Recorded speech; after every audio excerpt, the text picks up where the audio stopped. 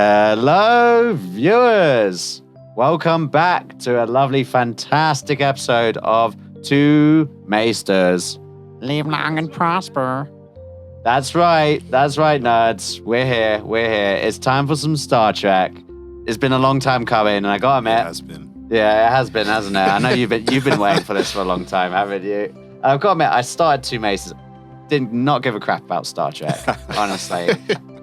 So, wow. And you know, as you can see, we've got our wonderful Josh number 2 or 1, was it? One. Of course, I'm the most important one. So. Well, of course. Thank you. And of course, oh my God, who's that we have over here? Who's this overlord? It is... Yeah, it's Jeffrey. Great introduction. He says Overlord, and you're like, oh, it's Jeffrey. Yeah. Great introduction, I must say. Wow, very impressive. Thank you. And we also have off camera, we have a special helping hand. If you'd like to introduce yourself. Josephine here. Excellent. Thank you very much. That was a better introduction than Jeffrey, I've got to say. Yeah, you should change places. Unbelievable. So, to start things off, because Star Trek, I mean, this is like a mammoth one. We've done Star Wars, we've done Dune. I thought we did more science fiction. Oh, I suppose, yeah. Mandalorians. Warhammer, Mandalorian, Star Wars. We need to do Mass Dune Effect as well. We need to do Mass Effect, definitely. Yeah, that's coming up. But Star Trek, I mean, this is an absolute mammoth one. Like, I don't even know where to begin. So maybe let's first identify how much we all know about it. So, already said that, like, I did not give a crap about Star Trek. Never been into it until probably like 2 months ago. And now I'm all over it. I've seen a tiny bit of the original series TV show from the 60s. I've seen Picard season 1, a bit of season 2, but it got a bit crap. I've seen the Kelvin timeline ones, you know, Chris Pine and that weird time dilation stuff. I've seen film 1 and film 2. And maybe like Star Trek First Contact when I was a kid, but I didn't really know what was going on. What about you, Josh, number 1? What's your interaction with Star Trek? So for me, like, probably for like many other people in the UK, was like Star Trek would always show on Sky.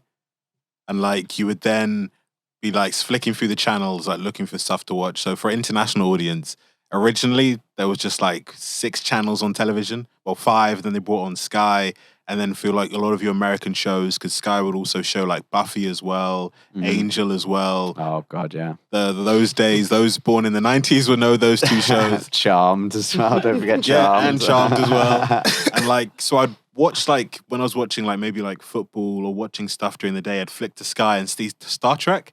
But then for me, it was like, I thought all of them were exactly the same series.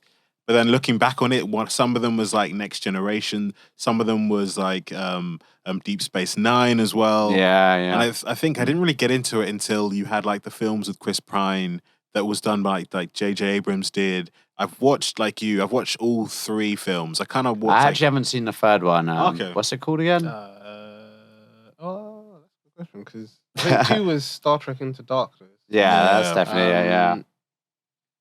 One thing I do remember is that Rihanna did the soundtrack, and the song was written by Sia.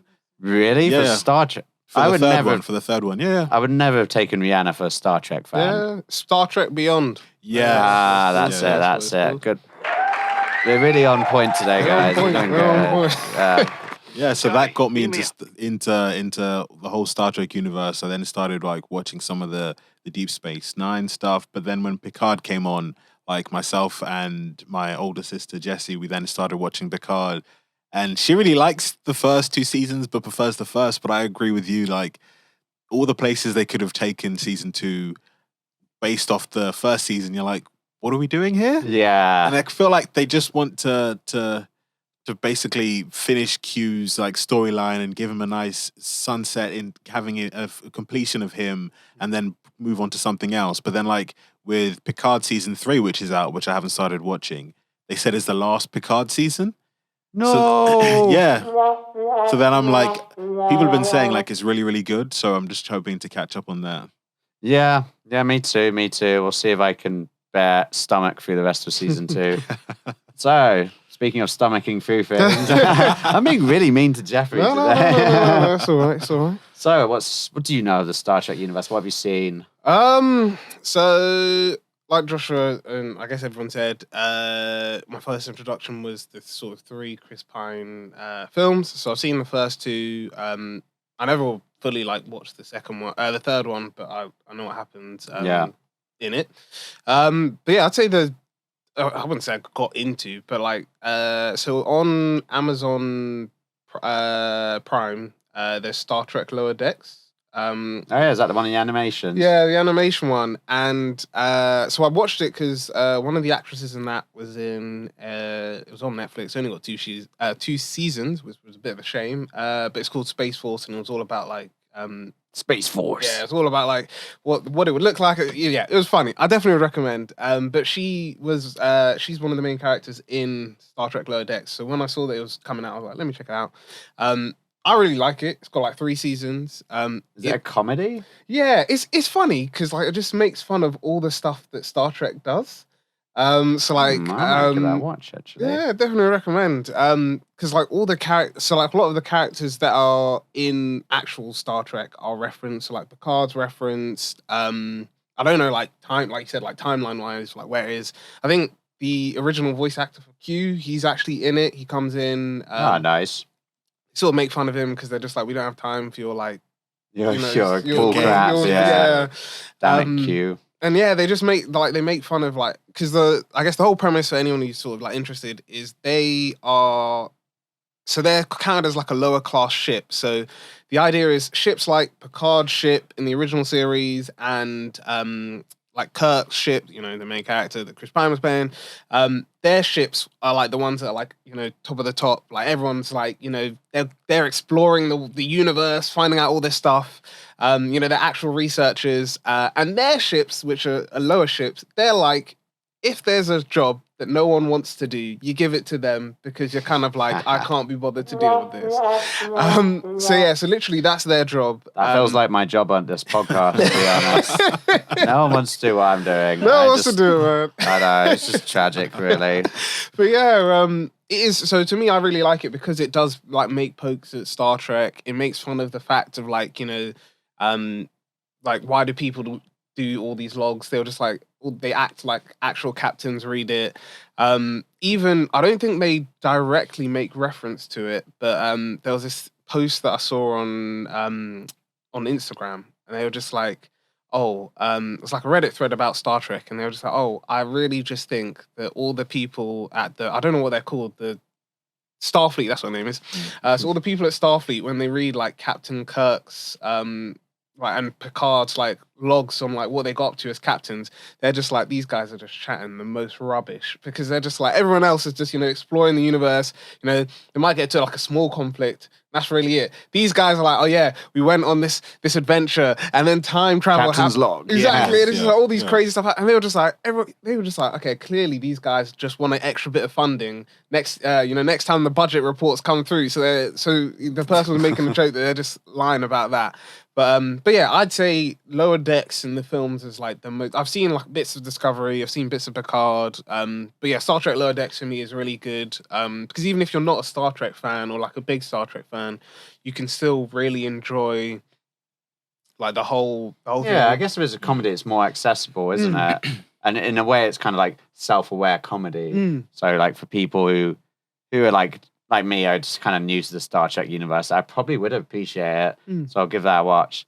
And by the way, you guys are going to find this really funny. We spent that whole time trying to work out what like the third film in like the new series are called, and I realized I actually have a list. I actually spent like a good hour putting together this list. It's gone to nothing. But so yeah, you had, speaking of animated series, so you had the animated series. There's an animated series 1973 to 1974 originally. Lower Decks was 2020 to present, of course. And then there's Prodigy. Have you seen that one? I've heard of it. I haven't watched it. But yeah, I think I remember seeing it because I think I was telling my brother that based off like the success of like Picard and I guess the redoing the films, it sort of brought a new audience to Star Trek. So it seems like now they're trying to like get as much Star Trek in your face as possible. Nice. Sort of like Star Wars, like especially with like they've got like Paramount Plus, so that they're thinking, well, we've got a new audience that we can sell Star Trek to, so let's just pump this through. And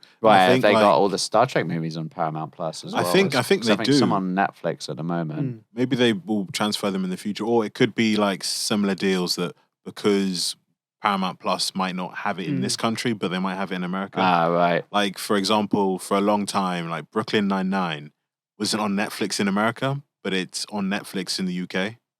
Just Right, because of okay, like they swap the them filming around. rights. Yeah. But I think one thing that the bigger company, which is I think it's CBS, Star Trek is something that's 100% their own. And like so like Paramount did like the Dungeons and Dragons film. So also all of the Dungeons and Dragons listeners, we are going to do a podcast on that later down the line. But they did the Dungeons and Dragons film, they did the Jack Ryan TV series. But the thing is, those two things are like, one's owned by Tom Clancy, the other's owned by like Dungeons and Dragons, the actual people who own the law concerning it, and also Hasbro as well. I think, you know, the game company who develops, I think they own Monopoly as well. Yeah, They got own fingers on parts of many the pies. rights. They own parts of the rights for Dungeons and Dragons. So for CBS and Paramount, it's literally their thing. That's good. So it's Amazon something that won't be they buying own this, 100% themselves. Yeah. This is good. Amazon, Disney don't have their hands on absolutely everything just yet. Yeah. We'll see. Yeah. We'll see. That might change soon. So I think we should probably give I always like doing this. I feel like most of my research is on Wikipedia, which is definitely going to get me into trouble. But I know I've liked looking at what's the general description. So let's see if we agree with this. So what is Star Trek? Star Trek is an American science fiction media franchise created by Gene Roddenberry. Don't know who that guy is. Which began with the 1960s television show and quickly became a worldwide pop culture phenomenon. The franchise has expanded into various movies, TV shows, video games, and models. So, as we said, we had the Star Trek original series, as in the TV series starting in 1966. I did watch the first episode of that. That's the only bit I watched of it. And you know what? It was actually, even though it's from 1966, obviously the CGI is very dated, if you could call it CGI. But the storyline for that first episode was actually surprisingly good. The twist at the end I thought was good, but it's so much a thing of its time. Like all the women in it are shown as like such a like typical way of the time, you know, like looking up to the men. I need a hero to save me, Captain Kirk. That's such a unfortunately that's a thing with cinema of that era. And you know, as Star Trek's become more modern, it's become a complete different. Like you had a female captain in Voyager. Times change. So you had the original TV series 1966, but then you had the movies. You had the Star Trek the Motion Picture 1979. Then you had Star Trek II, The Wrath of Khan 1982, which is probably one of the most recognizable quotes, like Khan. Yes. That's even quoted in like so many other science fiction universes, like in Warhammer 40k. Episode 3, The Search for Spock. 4, The Voyage Home. Final Frontier, episode 5, which is 19. I haven't even said the date, sorry. There's so many here. I'll literally kill us by doing this. But yeah, Final Frontier 1989, and The Undiscovered Country in 1991, which is interesting because that's actually quite a long runtime. Yeah. Considering, you know, that's Captain Kirk. That's what's the actor called for that again? William Shatner. That's it. So that's going quite a long time since the 60s. And I think they said it's second behind Doctor Who as longest running continuous sci-fi television series. Yeah, but Doctor Who's a piece of crap. So I forgot about your detest of Doctor Who. Yeah, I mean, we will do an episode on Doctor Who at some point, but I'm just really not interested. So then we have the Next Generation series, and I think this is the Picard. This is Picard, isn't it? The Next Generation. Yes. 'Cause I've only watched a couple episodes of that. So you had Generations, First Contact, Insurrection, and Nemesis, but that is the movies, right? They're movies. I don't know. I don't think I actually recorded when the TV show was. Wow, some good research I've done. One thing I do know is like Next Generation is 87 to 94. And I think okay, good. I think the clever thing that they did was that at least every generation would have their own version of Star Trek. So you've got those who grew up in the 50s, 60s, 70s, had the original. You had those growing up in the 80s and 90s. they kind of had like a bit of a gap in between like the 2010s, but now you've got this generation with, as you said, like Discovery with the films, and as Jeffrey said, they're thinking of redoing the films again. We've also got Again? Yeah, they're continuing the film series. Yeah, Scotty, beam me up. they've also got I can look up the title, but they've got a new game coming out. I've forgotten what it's actually called, but it's its own thing. It's set in its own universe. It's like a So wait, another spin-off universe? yeah. Oh, I think it is because it's even done. So it's so Joshua knows there's this like gaming company that called Telltale Games, who are known. Oh yeah, I played them. They do some good stuff. So they like went through like financial troubles, and then apparently, so part of the team split. So the Star Trek game that's coming out is done by part of that team. So whoever basically didn't want to stay at the company, and then what's really interesting is the rest of the company are actually working, and it's coming out next month, literally in a month's time.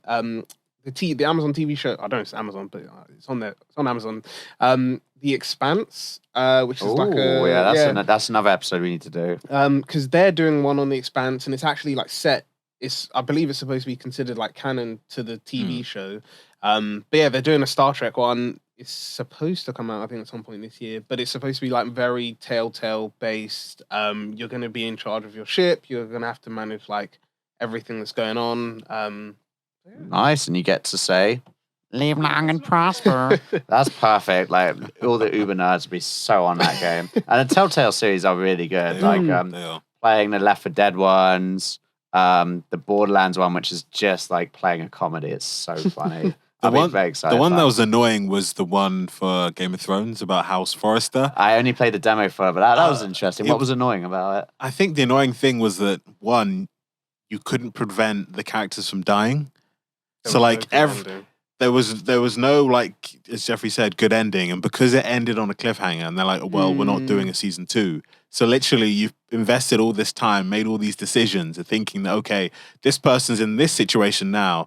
So when the next series comes out, hopefully I can change this, and this. But like, no, just one series of it, and that's it. Yeah, and I was just thinking that it would have been nice to do that, and just like to segue back into like Star Trek.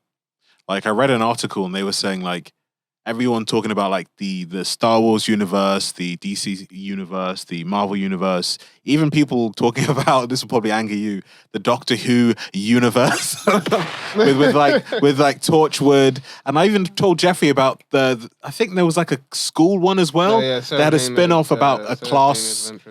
And then also the fact that in Doctor Who, David Tennant's Doctor Who had a child who was a clone of himself.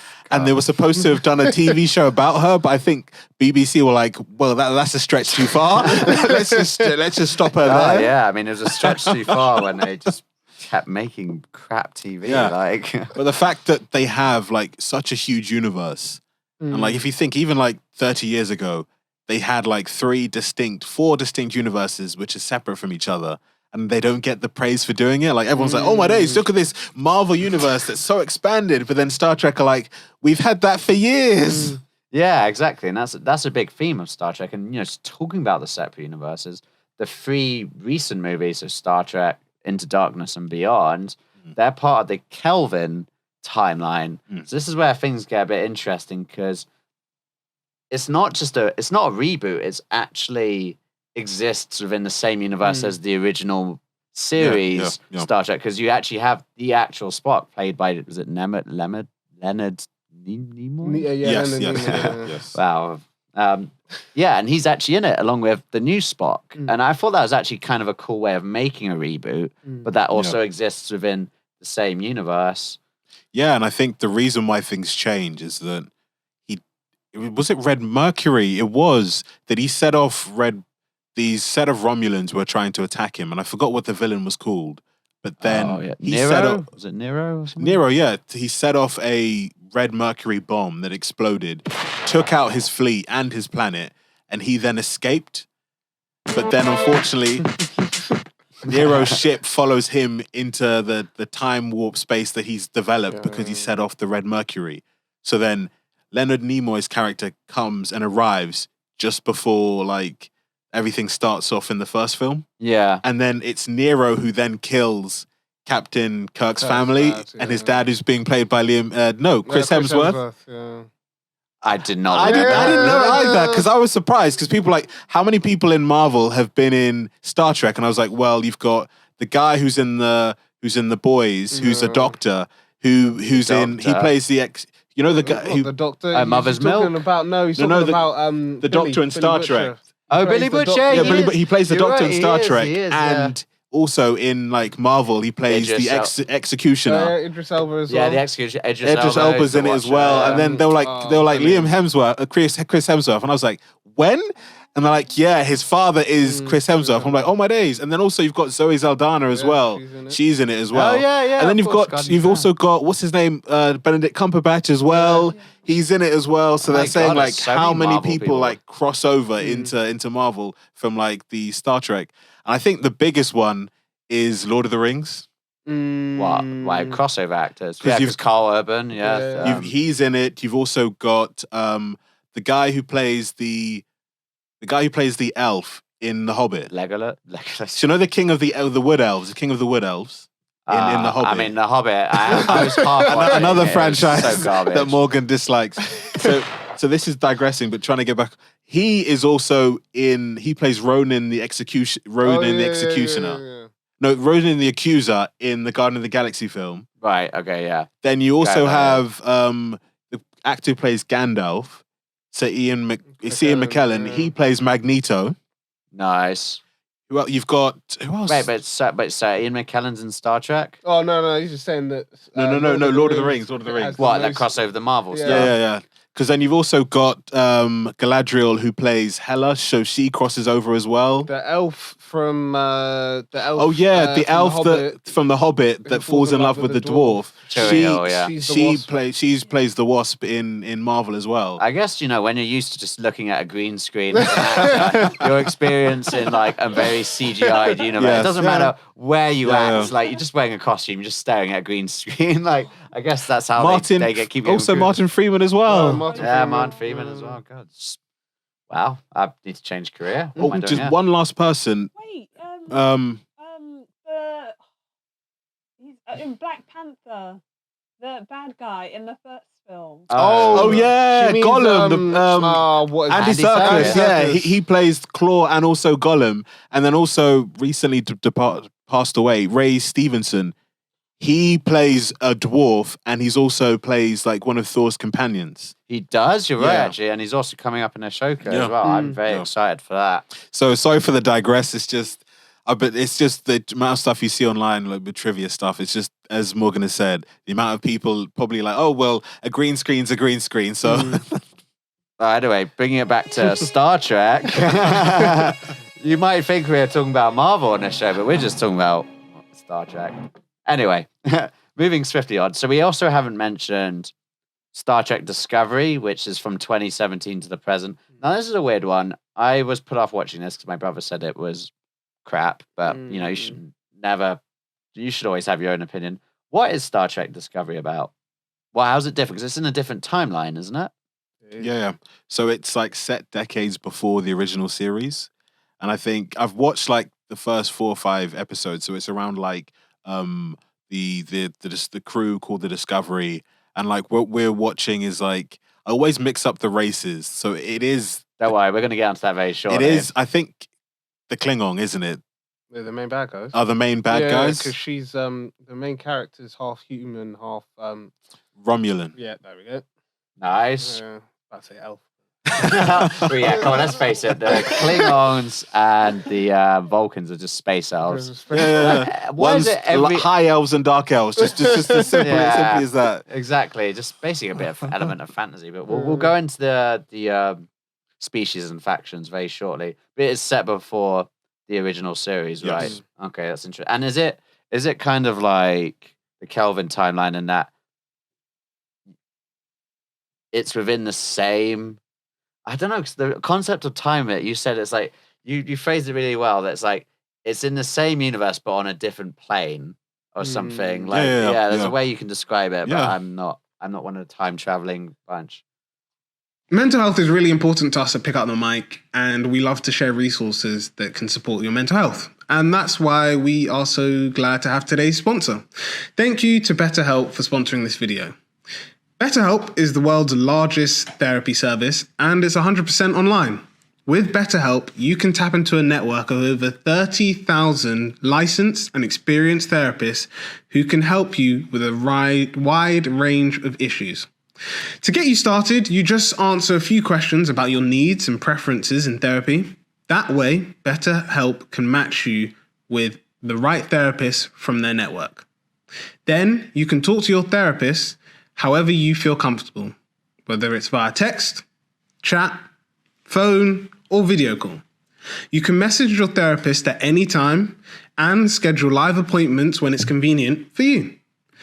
If your therapist isn't right for any reason, you can switch to a new therapist at no additional charge. With BetterHelp, you get the same professionalism and quality you expect from in-office therapy, but with a therapist who is custom-picked for you, more scheduling flexibility, and at an affordable price. Get 10% off your first month at betterhelp.com/pickupthemic. I've also linked them down below in the description. So again, that's betterhelp.com/pickupthemic, MIC, and start your journey today. So, we've also got Strange New Worlds, which is from 2022 to the present. What could we say about Strange New Worlds? What is that about? How is that on the same timeline?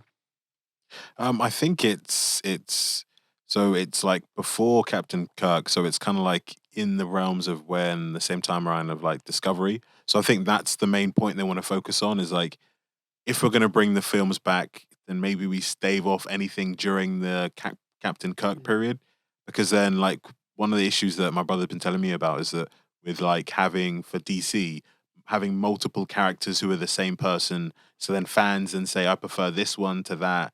So they probably want to stay away from like the film timeline, Crossover stuff, yeah. and then probably take on like stuff which are way ahead or way behind. So I think that it's like decades before everything with Captain Kirk, and it's like with Captain Pike and Officer Spock, and it's like they're them just traveling the galaxy and also like aboard the Enterprise. So it's like the captain before Captain Kirk. Right. So it's a prologue, basically. Yeah. Oh, okay, that's good. Something to watch. And what was your review of it? How'd you rate it out of 10? I've only like seen like the first 2-3 episodes, but I would say that I would give it like a 7.5, just because it's like it's setting the tone of like, okay, then this is what we want it to be. This is how the world's gonna look like, and kind of like this is the direction it's gonna take. And I think it's like a nice setting because it seems it wants to be the original Star Trek series for the fans. The OG. Yeah. To having like you have Discovery, which seems to be more actiony, which seems to be more about when the Starfleet met with the different factions, which we'll be talking about later, like the Klingon and possibly the Vulcan as well, and potentially conflict as well that brews within the different factions. And I think that this show is just focusing on, this is the similar to the original series of going out to worlds and meeting new people. The exploration element, the final frontier. And that's kind of a fun element of it, because from what I watched of Voyager, it's very much about that they're just meeting a different civilization each episode. It's kind of like with CSI or the Hannibal show. It's like a different something new each episode. You know, there's an overarching storyline, but something different each episode. Kind of like The Last of Us as well. That sort of similar format of they go somewhere, meet someone new. It all wraps up in that episode. They see them. That's the last they see them. They're done. Yeah. And funny, this will probably tick you off again. It kind of is like Doctor Who. That he goes to a world, goes to a point in time, and then has an issue. Sometimes there's 2 episodes together. Okay, I'll stay off Doctor Who. I'll fully stay off Doctor Who. Oh wow! Don't know what that was about. Suddenly the soundtrack came on. Strange. We should do an episode on Doctor Who. Though I feel like we need to. Mm-hmm. So We've actually already hinted at, but I think one of the most unique things about Star Trek is the attention it gives to the different factions within Star Trek. So we've obviously got to talk about the main one, where the humans exist, which is the United Federation of Planets, which is, I guess, it says is what it says on the tin, a federation of human beings, Vulcans, Andorians, and Tellarites. Then we've also got the Romulan Star Empire, the Klingon Empire, the Borg, which are, I think, probably a very unique, great idea. Kind of like that, just part of the Star Trek brand. The Cardassian Union, which I kept thinking it was Kardashian. But yeah, they're literally called the Cardassian Union, keeping up with the Cardassians. Yeah, I wonder how Kardashian probably going to sue them at some point. Well, actually, these came before the Kardashians, so who knows? Then you got the Breen Confederacy, but also you've got lots of other weird characters like the Q Continuum, the Yep, that's what I could think of. Like you've got like Whoopi Goldberg's character. I forgot what she is. Yeah, she's a special kind of species. species. So that she watches specific species and sees their development, and if it needs a push in the right direction, she's then able to help push them in the right direction. And also, when you then watch later on in like Picard, also one of the main characters who helps them throughout the series, she's also, but hers is more of like an active role. And what she does is, I've forgotten her name. She focuses on like individuals and history. So Whoopi Goldberg looks at a race in its holistic and makes sure that the race stays on the path. Are you talking about in season 2 of Picard? Yeah, the lady. Yeah. So this guy. she focuses on like a singular person at a time, and then focuses on this person's a pivotal person in humanity. I'll focus on them, and then once they've reached their mission that they need to do, I'll then move on to someone else. But yeah, I think that really kind of angered fans because it was like, why is this needed? Like, and I think especially the way that it ended with everything to do with like robots and androids, especially at the end of season 1. Fans were like, okay, then this is something we can build, especially when it starts off in season 2. Spoilers here. If you haven't seen it, then it's your own fault. Yeah, exactly. They meet the Don't Borg. listen to our show. They meet the Borg at the beginning, so people are like, oh my days, this is going to be a huge like face-off between the Federation and the Borgs. Is it going to be Starfleet versus the Borgs, and seeing how they then manage and handle the situation? And then it's like, no, it's more to do with like time traveling back and forth with different timelines. And fans are like, some fans were really brutal and were like, is it because you didn't have the budget to do something? So you basically cut the budget down to then focus on the main actors, and then, but I could kind of understand what people are saying. Like the beginning episode was like, this could go in so many directions, and the direction they took kind of, I think, blindsided fans and then upset them as well. That's why I wasn't too pleased with Picard season 2. And speaking of budget, it's quite convenient how most of these alien races in it are humanoid. Like they have explained it in the story, because they're going back like, I don't know, thousands, maybe like tens of thousands, or maybe even hundreds of thousands, maybe millions of years. Some species basically populated the different quadrants of the galaxy with their genetic code, and different species evolved from that. And in some cases, some species like the Romulans are actually distant cousins of the Vulcans. Really, in a way. Could you say there's any inspiration? Okay, I'll tell you what, before we even do that, we're going to go through each one of these species and factions and say, what's the first thing that comes to our head? Like, what are they basically? So, the Borg. Space communists. Yeah, I'd say so. Yeah. Like the whole idea, like everyone is united under one hive mind. Like the but then you could also say, weirdly, religious space communists, because they're like, you must embrace, because the way they talk about it is like a religion, fanatics, like fanatic space communists. Yeah, pretty much, aren't they? And the whole idea of assimilating and like almost like a crusade against anything that's living and organic. Yeah. You could say that like techno space religious communists. There you go. That really has a ring. Okay, what about the Klingon Empire? Klingon, I would say. Really? What would you say? Militaristic. Yeah. I would say I would say space Spartans, basically. Space Spartans, yeah, they Yeah. are very cool. And I just love the swords and just the Yeah. dueling and stuff. Like pride and honor and war is really big in their culture. Mm. The Romulan Star Empire.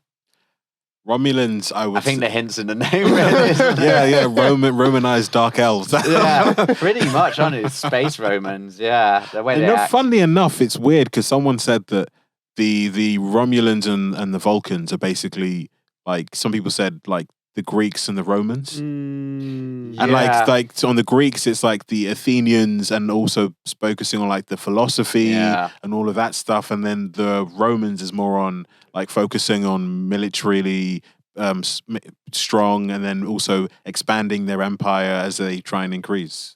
Well, yeah, that's a good thing to point out as well, like the inspirations Yeah. in this in history. Because, I mean, as obviously the Romulans are based on the Romulan Star Empire. Like, literally, they have senators, they have a consul as their leader.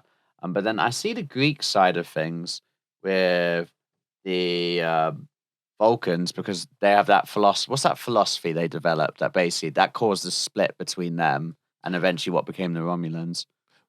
I think it was something like about not showing emotions and that Yeah. that basically the emotions could be like one showing emotions was kind of like a pariah, and I know that's the issue that Spock has because he's half human, half Vulcan, and that emotions could also be a bad thing. So heavily probably hints towards like the Jedi as well. Maybe that's where George Lucas got some of his ideas from. But the sacred Jedi text.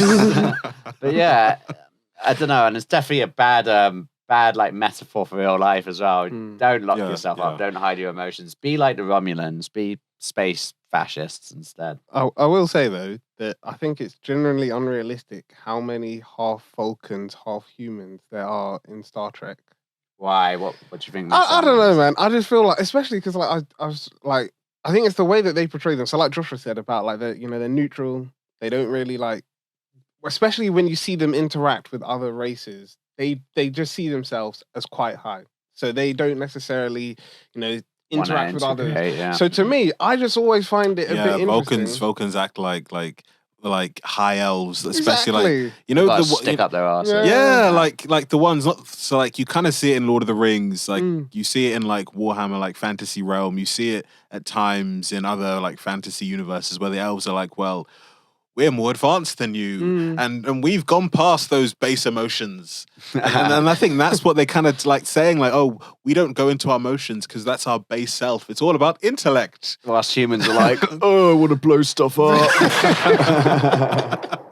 Yeah, it's true. Humanity is really just like throwing sticks around. But then I think in this, especially something to do with like the United Federation planets, and we'll sort of delve into like why Star Trek is so popular. Is because it shows such a positive view of humanity for once, like Warhammer 40K, the furthest thing from a positive view from humanity. You could even point to like Star Wars, and you're like, the fact that the Empire are specious, racist. They also look down on the weak, and literally like the biggest oppressors in the Star Wars universe in films are humans. Yeah, exactly. Could say that in Lord of the Rings as well. Humans are quite suspicious of elves. Elves are quite suspicious of humans. In The Witcher, humans are literally like causing genocide for all the other races. And even like in Lord of the Rings, like I was watching a video online, like how corruptible humans are compared to the other races. Yeah. Like dwarves, it's literally give me more gold. And that's all they want. But like with humans in like Lord of the Rings or even like in other fantasy stuff, it's like, no, we want power and gold and women and more power. Yeah, and blow stuff up. Yeah, exactly. But whilst in this, there's such a positive view of humanity because we're one of the founding members of the United Federation of Planets. We coexist with other aliens on like spaceships as part of Starfleet. We have like democratic values are shared out on a galactic level. It's quite a positive view of humanity, which is really at odds in just so many other series. Yep. Yeah, it's really cool. And I think we got to obviously talk about, what are the inspirations for Star Trek, but also like why is it so popular? And some of the reading I did online said, so issues in the series depicted in the various series included issues such as war and peace, the value of personal loyalty, authoritarianism, imperialism, class warfare, economics, racism, religion, human rights, sexism, feminism, and the role of technology. So the founder, Gene Roddenberry, who originally made the original series, said, by creating a new world with new rules, I could make statements about sex, religion, Vietnam, politics, and intercontinental missiles. Indeed, we did make them on Star Trek. We were sending messages. Unfortunately, they all got by the network. Then literally, this is him talking about like the 1960s TV show. If you talked about purple people on a far-off planet, they, i.e. the television network, never really caught on. They were more concerned about cleavage. They actually would send a sensor down to measure a woman's cleavage to make sure her breast wasn't showing, rather than all these other messages that were coming out about criticizing the Vietnam War, etc. It just shows you the 1960s was a very weird time. Yeah. And if you think about it, like, I think that's one of the things that Star Wars hasn't done. And I think one of the things that's got me into liking Star Trek is that, one, it does tackle the important issues, but also welds it into its lore. And then if you see like the expanded Star Wars universe, they've started to like pick that up. But then I think the issue now is with Disney buying Star Wars is that they've pushed that to the side. And I think like one of the key things that I think Star Trek always brings about is like, at times it's not a right or wrong thing. It's like if you have a militaristic fascist state, but that's what the people want, are you then saying to them, no, you need to be more democratic and forcing democracy upon them? Is that then wrong? Because then if this is what they want and this is what they've chosen, if you then force democracy, and it's the questions like that. Well, there's a lot of that moral really, quandaries, yeah. And I think that's what gets fans, because it's not like, this is the right answer, we're going here. It's more of the discussion of like, this is happening, what do we do? And I think it then also helps people to like think. And I think that's another thing that Star Trek does is like, people who are smart enough and also who are paying attention can then see, like, for example, this is talking about Vietnam, this is talking about communism, this is talking about sexism. It's weird when he mentioned about the Vietnam thing, so I was like, really? He's referencing Vietnam in it? Like, could you see references to Vietnam throughout Star Trek? I think I couldn't see it, but maybe in the original series.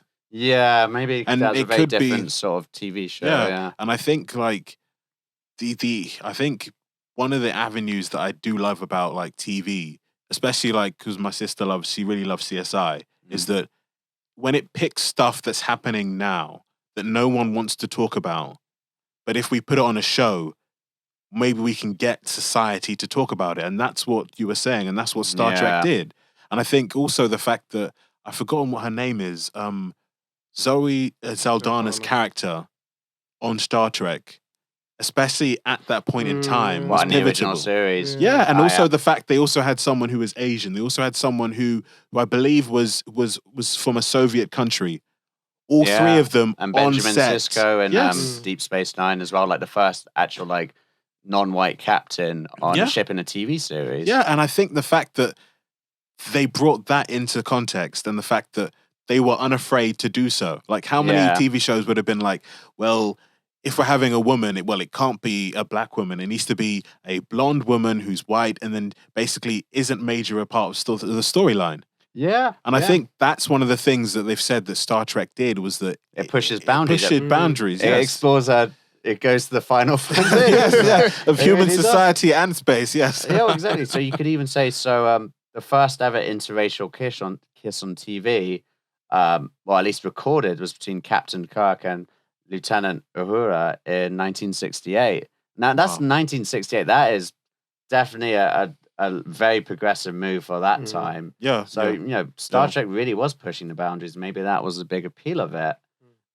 Sorry, there's still more spiel because this is where it sort of feeds off of what I was saying before that.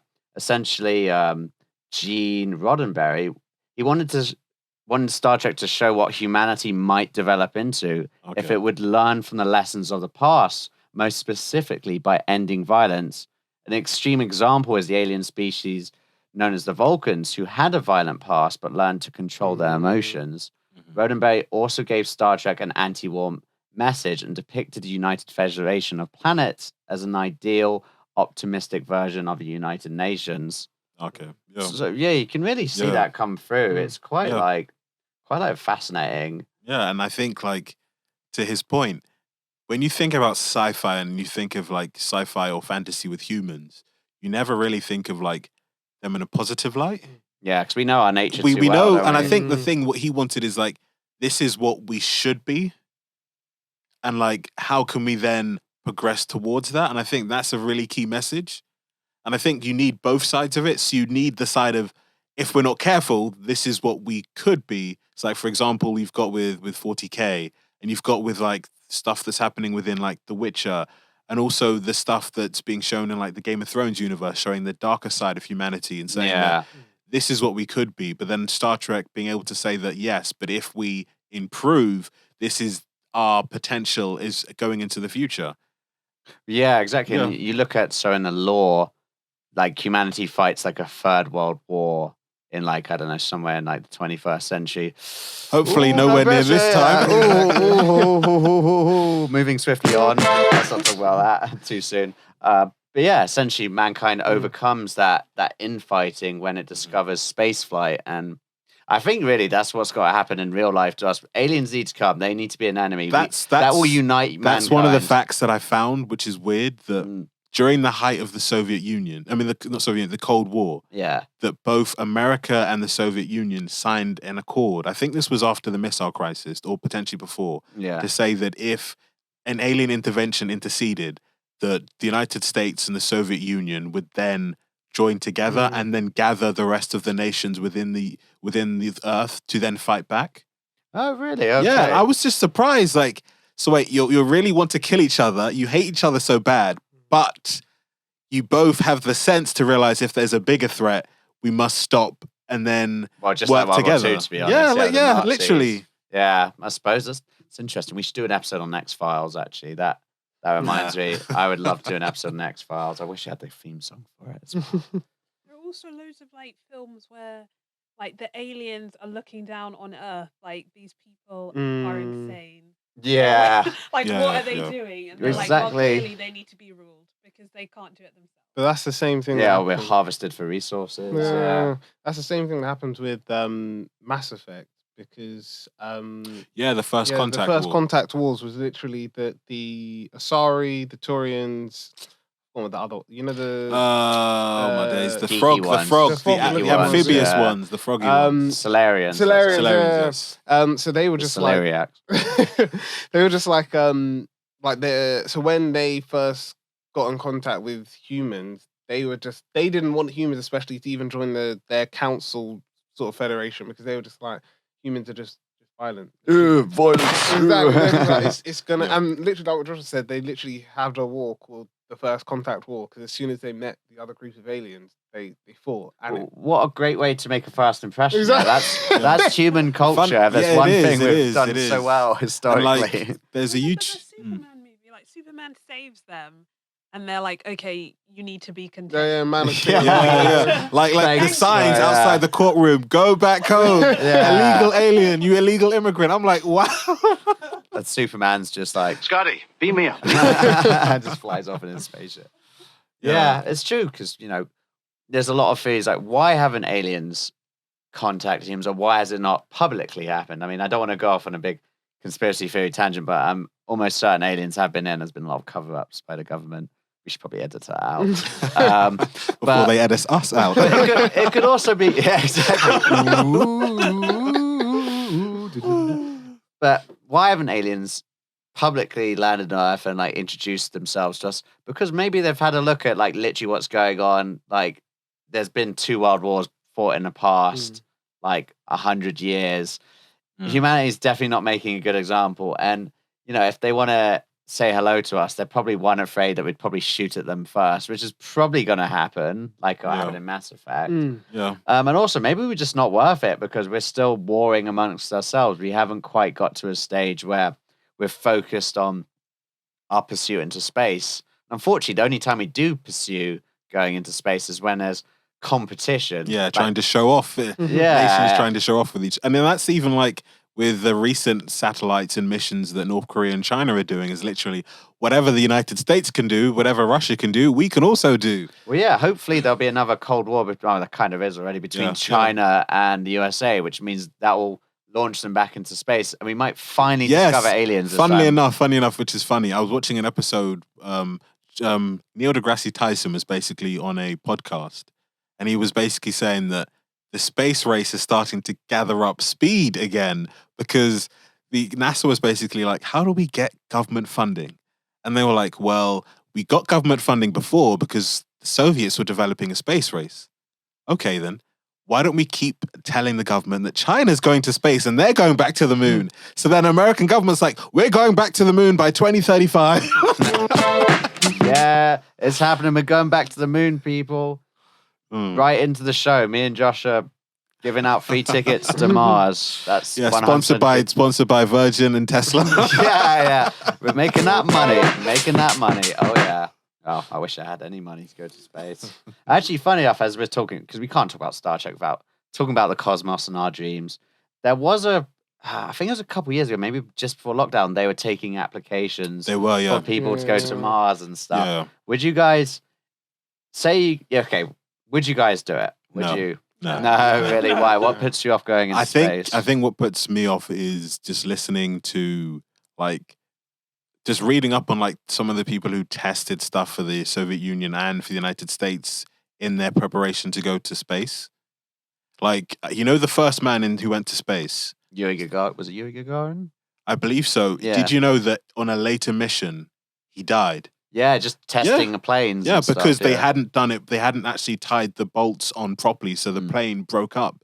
And then also, like, I remember growing up, was it 2003, where people were going to either the space station or trying to go up to the moon, and they're in the atmosphere, their ship exploded. Oh, was it the Columbia? Yeah. And I was just thinking to myself, like, there are so many things that could go wrong. Like, the calculations can be wrong because our physics teacher brought someone in who'd worked on the Mars rover.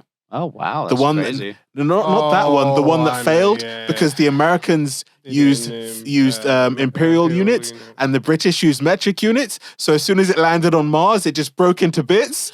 And I'm thinking, because they hadn't calculated it properly. No, the British thought that, the Americans are going to use metric units because they've used that in the past. And, the International Space Station was made with metric units. And Americans were like, well, the British would probably use imperial units because, they invented it, didn't they?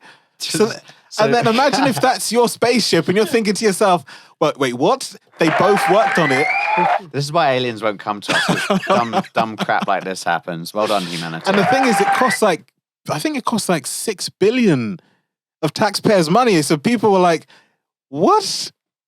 Yeah, I know. It's a lot to ask.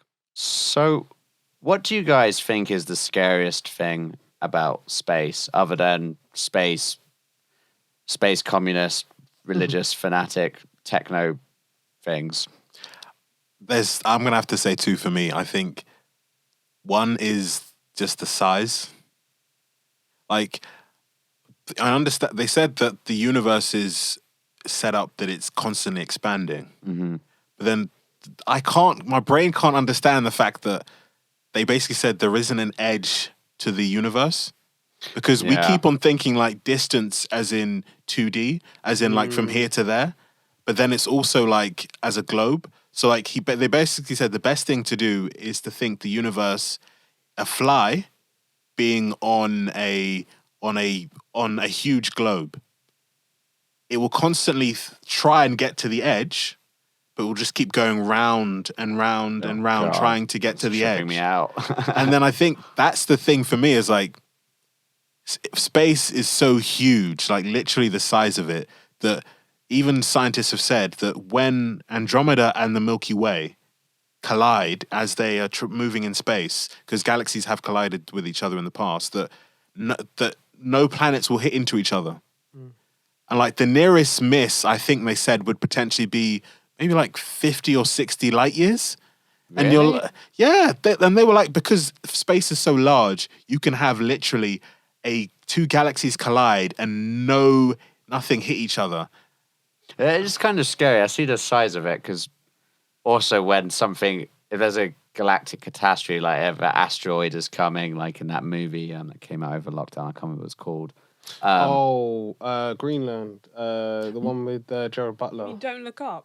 No, Don't Look Up. Oh yeah, that's the Don't one. Look Up. Yeah. Maybe They there was also had another one. Moonfall as well. Remember Moonfall Yeah. about the Moonfall? But we're literally like we are literally like we're not even flies on a little coin. We are literally like dots in a big swimming pool. Like we're little pieces of bacteria in a swimming pool. Like if something like that's gonna happen, we are so screwed, and that's why it is frightening. And I think like space. just with the size point, someone said that an atom to the world is closer than us to the size of the universe. Oh God, And my just life is pointless. and thinking in that scale. And then I think another thing that gets me is like when scientists bang on about these supermassive black holes, I'm like they've even said like some of the black holes that are holding together galaxies are literally larger than any star in existence. Well, yeah, that's what some people theorize is in the center of the Because galaxy. they're like, if something has to be, they're basically saying based on the size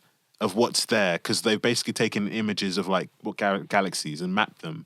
But based on the size and based on like how much mass it's able to control and to cause it to rotate, they said it has to be a supermassive black hole. And I'm thinking to myself that some scientists have asked, is there a supermassive black hole in the middle of the universe? Well, yeah, I mean, what if the moon's made out of cheese as well? That's also an important theory from Wallace and Gromit, might I add.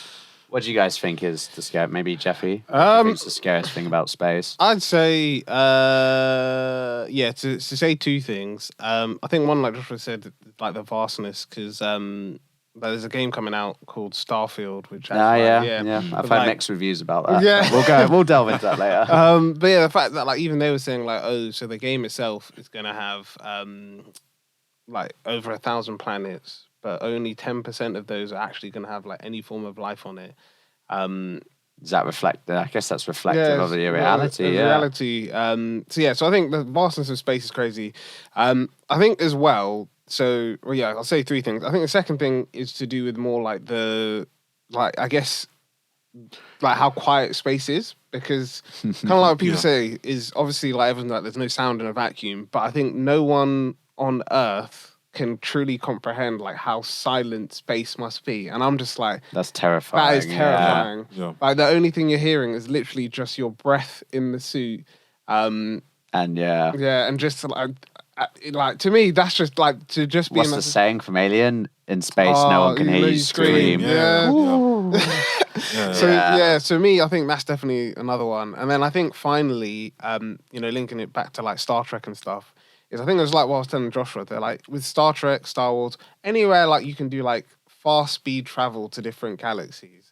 Like to me, the worst thing is just like imagine if your like drive as you're like trying to get out of where you are just stops, because like I know for example like Neil deGrasse Tyson was talking about like what would happen if like the Earth literally just stopped moving, but I was just like, but the thing is imagine that on the ship, because he was just like, to me it's just like you're going so fast and then you have to obviously like stop quickly so you don't hit into anything or you don't crash into a planet, but it's also like so determined on timing and software, and to me I'm just like that is just too risky of like all the things that could go wrong, of whether like there's been like what they showed in Star Wars of like ships hyperdrive, like ships going at hyperspeed crashing into each other, or like in Star Trek they showed it as well. Well, even so with planet Earth, because of like just so much space travel and literally the idea of just dumping stuff off when you get into space, like even chips of paint that come off, because of the gravity of the Earth and it's spinning around,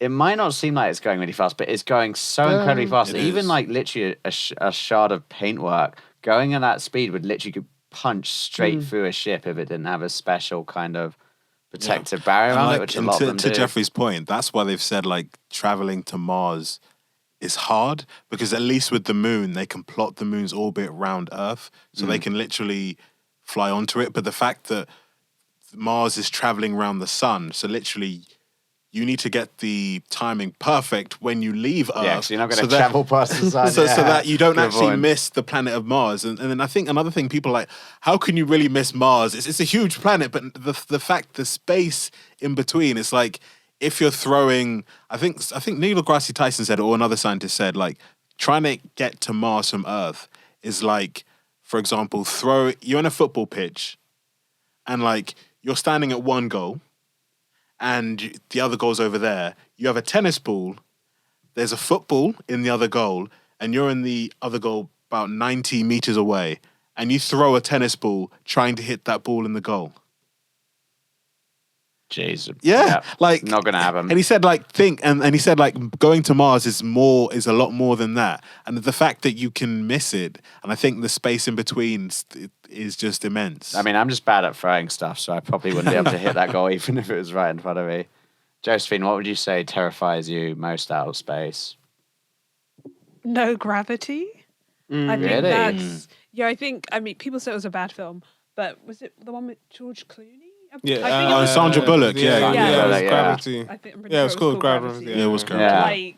Yeah. Like, just the fact that like people take for granted that you can just like walk, even if it's slowly, to where you need to go. But now, like, if there's no gravity, like going where you want to go, it's not that simple. Yeah, and just flying off into space, like it could happen, and you're doomed. Yeah, and you'll just be like, and like if you've got your suit, I think she lets him go at one point, or maybe he chooses. Or is it a hallucination? Anyways, I have a bad habit of watching films on TV and the adverts of other TV shows. So I didn't watch the whole thing. But I think he may have been a hallucination. But anyways, I think he goes flying off at one point, and I remember thinking like he will just keep going in space, until his oxygen runs out and he dies. Yeah. And that is like no sound, no like there's a tree, there's a bird. Yeah, just there with your oxygen just like depleting. pray that you started to hallucinate. Yeah. And I think that's why, like, funnily enough, NASA was set up as like sea exploration.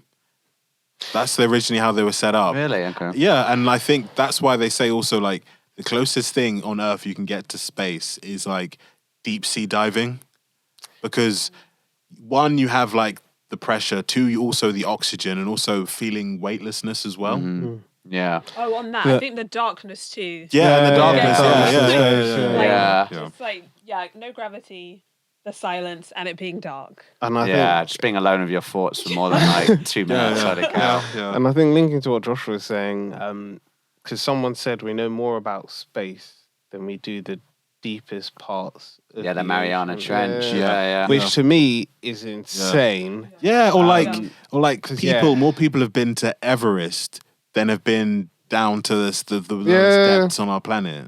Yeah. I know, it just doesn't have the same value for some reason to some people. I guess it also is probably harder to reach because although Everest is very hard to reach because a lot of people die, like literally trying to do that summit. Like, there's so many unrecovered bodies. To get to the Mariana Trench, you need like lots of money, specialist equipment, super submarines, which maybe too soon to talk about right now. Like what's going on, but yeah, you need a lot of money to get down there. And just to pick up on your point about sound and space as well, weirdly enough, only the Star Trek remakes actually have like taken this seriously as like a scientific fact. There's no sound in place. There's a vacuum. So whenever they're like fire photon torpedoes, it's like you wouldn't even hear that. In the remakes of Star Trek, the Kelvin timeline, Chris Pine. I love it how that's how everyone refers to the remakes of Star Trek. Oh, the Chris Pine ones, just because he's hot. Literally, there's a scene in the first one where they're inside the starship. Oh yeah. And like there's a breach in the hull, and they can hear the stuff outside because they're not quite in a vacuum. But as these people get sucked out, just silent. Dead silent. And that is a really cool scene, and it's realistic as well. I think, just to digress to Star Wars, I think the only really scene that I did like in The Last Jedi was just the ship. When that goes The to fact ship. that you would expect a huge like boom, but all you just hear when is it cuts through it, and you just see the light. I think that's the best scene in the film, and I think that's the only thing I think that was amazing in it. Just the fact that if you were in space, that's all you would see. Yeah, it's true. And that's kind of frightening, isn't it? There's just no sound. Like, no one would hear you die in space or anything. It's crazy. And I think, bring it back to Star Trek, that it is the final frontier. And it's always been, like, kind of scary being an explorer because there's a saying that our generation, we're born too early to explore the universe. and we're born too late to explore the world. I mean, most of the world, apart from maybe the Mariana Trench, has been discovered.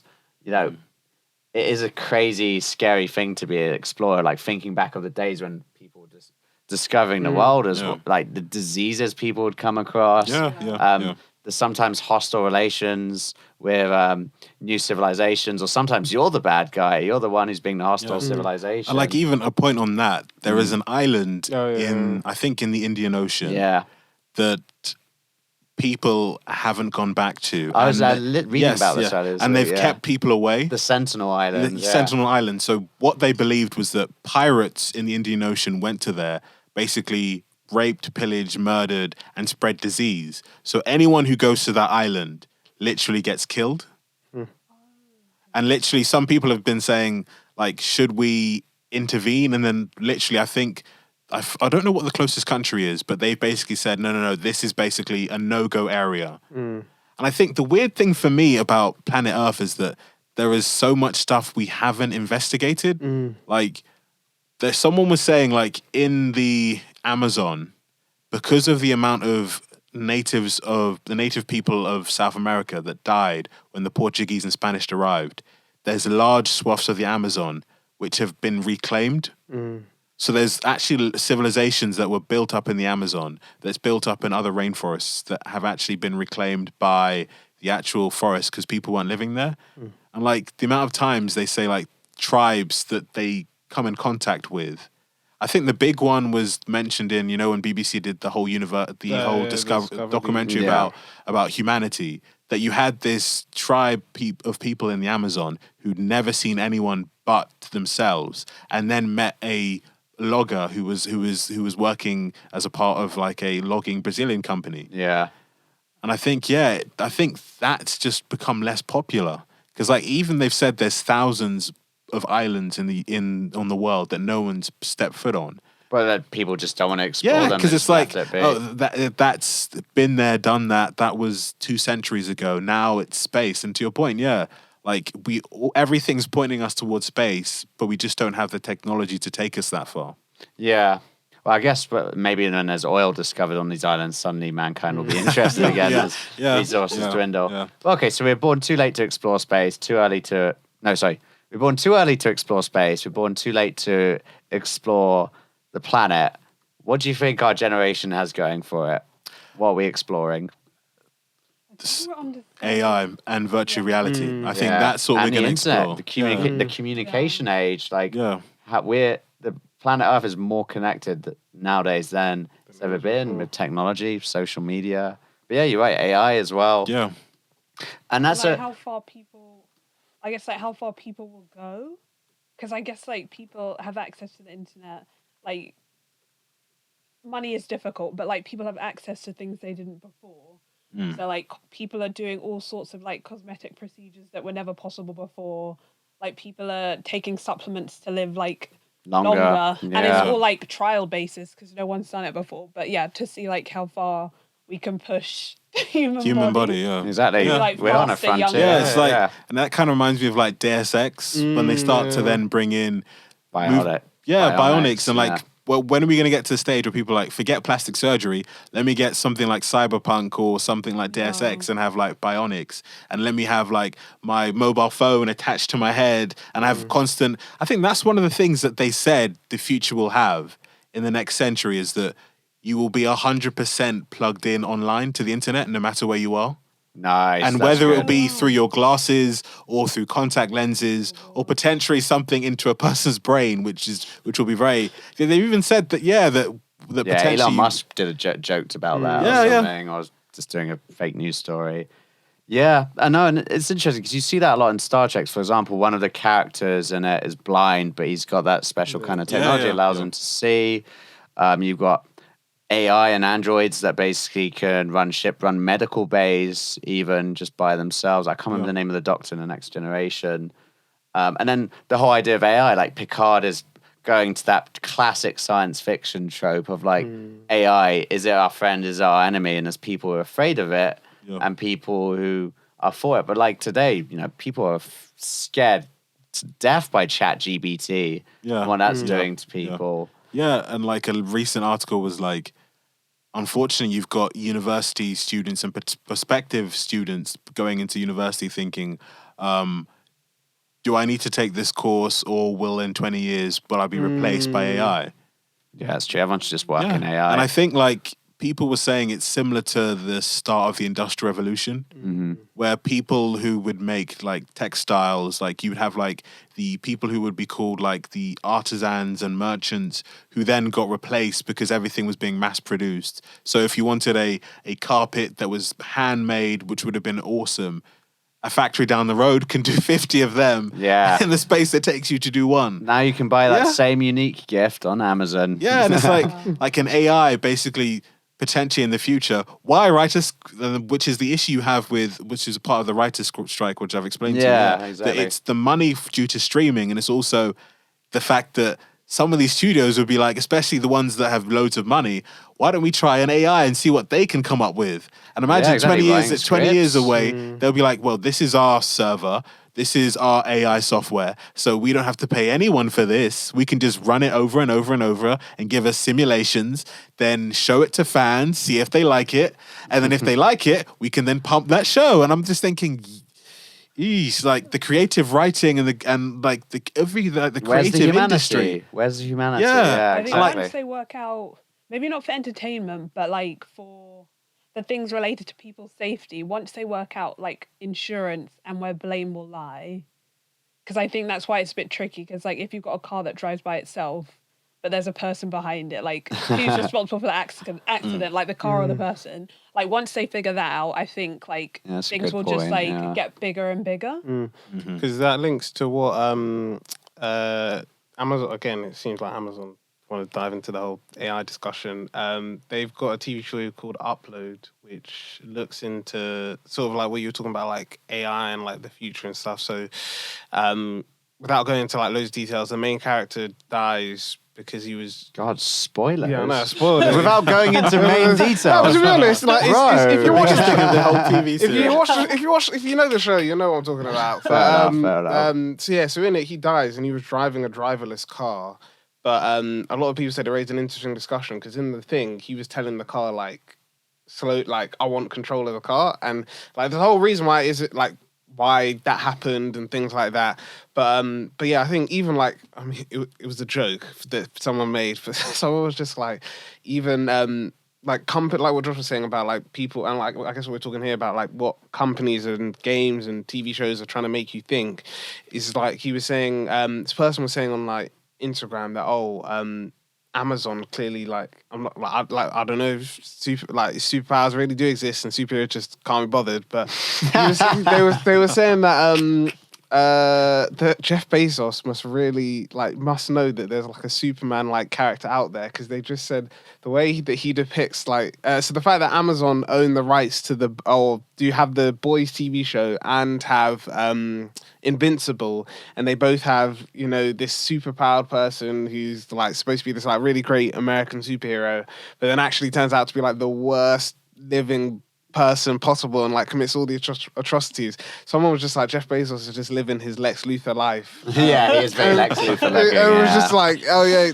But yeah, I think that's the best bits. Do you know when he went up in that rocket, Blue Origin? It literally, if you watch Austin Powers, is it number 1 or number 2? Yeah. Literally, Dr. Evil, who also looks like Jeff Bezos in a very similar shape. Yeah. Too many parallels there. Too many parallels. I think what Jeff Bezos is realizing is that I don't want to be grouped with Mark Zuckerberg and Elon Musk, so let me try and get out of the limelight bit by bit. And go into space, yeah. And actually, funny enough, Jeff Bezos, again, he did a cameo in Star Trek in, I think, one of the movies. I can't remember, but he actually was put in for, like, literally as a little cameo in it. Yeah, Jeff Bezos been to space. And I always find it weird with Amazon because literally all they did was sell books. Like at least with Microsoft, you could be like computers and operating systems. Like Apple, the same as well. Facebook, like social interactions. But like to turn something that just sells books into one of the richest companies in the world. Well, they like moved in like when all the like what do you call it, like Woolworths and like those and like Pound Stretcher, like Poundland S shops, and like it's like Maplin that sells stuff that you Yeah. need. Yeah, yeah, Like, yeah. I don't know, this like adapter for your microphone. Yeah, or But like where would you get it now? Like Yeah.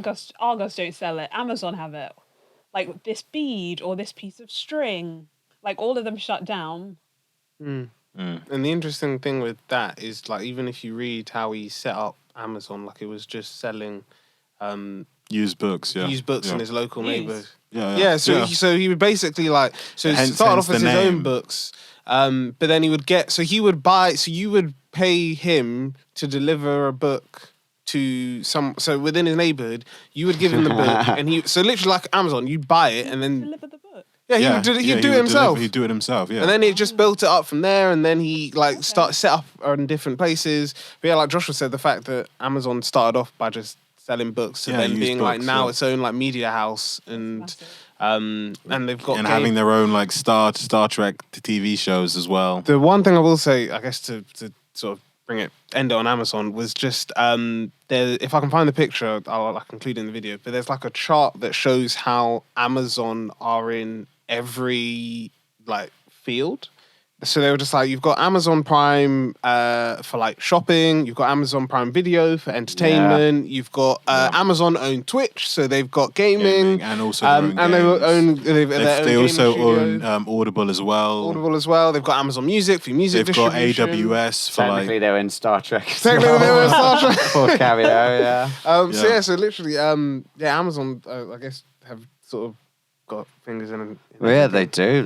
Yeah. And, to bring it back to Star Trek, so, we've talked about like a lot of inspirations for Star Trek, AI, technology, mankind's role in the future and what it could be like. How do you think it compares to other science fiction universes? I know we've sort of touched on them, but say with Mass Effect. I think literally Mass Effect is a copy over from Star Trek. Really? I really do, and I think like if you really look at it, like you have the Council, then you've got also Starfleet. Yeah. And I think the way that they've done it, you've got the SS Normandy, you have the USS Enterprise. Yeah, with famous ships. And I think from history. I think that's what the Mass Effect saw was like there isn't a huge like gaming universe for Star Trek fans. Let us then take that void. And I think one of the things that I think as a young child I didn't really like Star Trek about was that it was too much detail, too much information. But then when you grow older and then you're then used to like having all that lore, all that information, you're like, yeah, it's an actual fully thought out universe. Yeah. And I think They that's give a lot of care. and I think to, like, that's the what, species. and I think that's probably the reason why we're gonna have to go back to DW. The reason you don't like Doctor Who is that it's like they don't focus at times. They don't fine. They don't focus on like the lore and they continuity. continuity. They pick up small Yeah. solutions here and there, but at least with Star Trek, they do. And I think what they've done is they've developed a core fan base who loves the universe, who will learn the language Klingon, who will constantly go like that at conventions. Will Live long and prosper. will put money in Live so long many and different prosper. things. Learn the language Yeah. that someone made up. Yeah, Yeah. that's true. But I literally knew a guy who cheated in his exams at school because he learned Klingon and wrote the answers to some of the things in Klingon on his arm and just passed off as like a tattoo. I actually can't believe he managed to do it. That but is very clever. that is next level nerddom, honestly. So, what would you say is your favorite faction in Star Trek and your favorite character in Star Trek? Do you want to start off, maybe? Go on, no pressure. Do you like the Klingons? Yeah, the Klingons are cool. They're I think they're badass. pretty cool. Okay. Any favorite character? I have to go with Lieutenant Uhura just because she was the first, and she was pretty cool. Especially for the time, like her character was. It was 1968 when it was It was a different time. Yeah. You could say that. That's the best way to answer that. Like Yeah. her character was pretty cool. What about you, Jeffrey?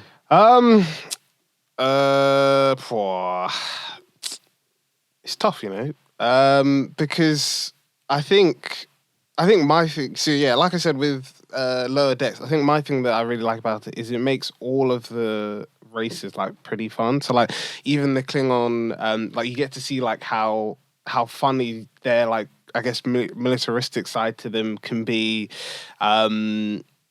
I'll be a classic person. Just say I'll just chuck in the humans. Why not? Boo. I'll just be that guy. Or I'll say Starfleet. I'll say Starfleet. Okay, that's but and yeah, favorite characters. But it is. I actually don't know what their actual name is because they've got like a specific name. But like Describe them to me. the team in Lower Decks, like the 4 main characters that you sort of interact with, would probably be my favorite characters because they show like they to me symbolize the different levels of people if Star Trek was real. Because you've got the person who's like Captain Kirk, who's like wants to be a captain. It's glamorous. Yeah, as well, they take themselves so seriously. They envision themselves like being really like perfect, and that character's called Boimler. Then you've got another character who's like who's the badass, and she's like jokes that like both her parents are like Starfleet royalty, so they've both like been captains for long times. She hates Starfleet, so she just does everything like rogue. And obviously her parents hate her for it because they know every time they like transfer her to a new ship, they don't want her to be associated with. This is in the first like season. They don't want people to know that they're related. So when she ends up on her mum's ship, like me and my brother. so she doesn't admit who she is. So you've got someone like that. Then you've got like the person who's into the research, who wants to learn about all these species and animals. Nerds. Nerds. And then you've got the obviously the guy with a bit of tech in him. So there's this guy with he's got like an AI eye. But the interesting thing with him is that it's explored later on about his backstory and like how basically like he's the person you see in the series isn't how he always was. So I'd say like the characters on Lower Deck are really good because for a show that generally like takes the mick out of Star Trek for the longest time, it's actually really good at like creating good storylines and things that are believable. And like what I said before about like people thinking like Captain Kirk's like must be like taking drugs because he's like going back. I think there was an episode in the 60s one where I think they said it was just weird stuff that happened in the 60s one. Yeah. Like, if that happened and someone read that, they'd be like, this guy's just like, he's exploring the frontier, he's doing all of this. But yeah, I would say it'd probably have to be the Lower Deck characters. You're very convinced me. I'm definitely going to have to watch Lower Decks. I'm looking for a new cartoon to watch. Oh, nice. And finally, Josh, number 1.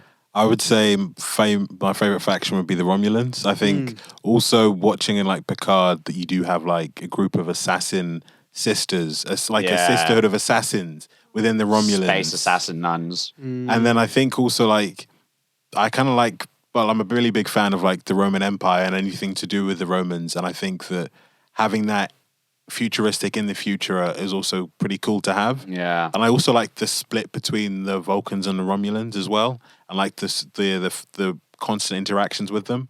And I think my favorite character would have to be Khan. Just because one, I think I really liked like Benedict Cumberbatch's like portrayal of him as well. And that really got me into like really interested in Star Trek. And I think that's why I was kind of like didn't like the third film because I thought, are they going to pick up from like the Khan storyline that they ended within the second film and then build off that? But then they decided to then pick up like a whole new storyline for the third film. Yeah, which is cool, and I do love how they still put the Khan reference into that movie. Yeah. Like they had to, they couldn't do that. Have Khan without going Khan. Fantastic, honestly. Well, I think that's all we got time for today, unfortunately. We're going to have to Scotty, beam me up. beam straight back up to real life, unfortunately. But it's been fantastic. I feel like we could definitely talk about more about Star Trek. Like, there's all the different timelines and stories. I like some of the factions in it as well. So cool. And there's so much room for expansion within the Star Trek universe. So definitely more to watch. And I'm definitely going to be watching Below Decks. I'd just like to say thank you so much for coming on. No, thank you. My dear Lord Jeffrey. As well as you, Josephine, as well. It's been great having you on. It'd be great to have you both on again. Of course. Sometime soon. But not too many times. There's only one space for one annular in this, I am a this huge podcast. CSI fan. I've basically watched every episode. We could talk about CSI. That is true. Yeah, or like Hannibal and stuff, like serial yeah. killer stuff. I'd be up for that. That'd be interesting. Get spooky. We also need to do like cult horrors as well. One thing that someone also said is Darth Vader and Darth Sidious. Would you consider both of them serial killers? Well, And on that bombshell. Like, because technically they are. something for you Like, to think about, audience. he didn't kill them himself, but they did. Like in the third film, like going into the Jedi Temple, killing all the younglings himself. He killed younglings, Padme. Younglings. That's another thing that's hilarious. Like, oh, but I still love Anakin. It's just like, But what? he killed children. Yeah, I know. And the secret Jedi text. God, just some of the quotes from Star Wars are brilliant. Anyway, thank you so much, folks. I'm glad you've tuned in today. If you love our show, then give us a like or leave a comment. I will do my best to get back to you and give you a personal message. That sounds a bit creepy. Please click the notification button so you can hear when our next episode's out. As well as, if you really, really love us, you can donate to our Patreon. Because, as you know, money's good. And yeah, listen to Pick Up the Mic Network. Yeah. Jeffrey, is there anything you'd like to Yeah, say? just one other thing. So at this point of recording, I'm happy to announce we've got over 1,000 subscribers on YouTube. Yeah, which basically means Me and Morgan will be rolling in the money.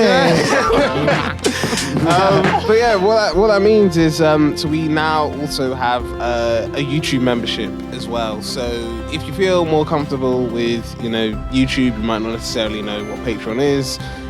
You can check out our YouTube membership. It should hopefully, you'll see like a button that says join, and it will tell you like what you get, like things like early access to some of our episodes, member shout outs and things like that. But yeah, keep it, it'll be on the bottom of the video, so keep an eye on it. And also, you get priority access to the spaceship we're building. That's all, folks. Lots of love. Live long and prosper. And may the force be with you. Whoa, bro. Can't say that, man. Perfect.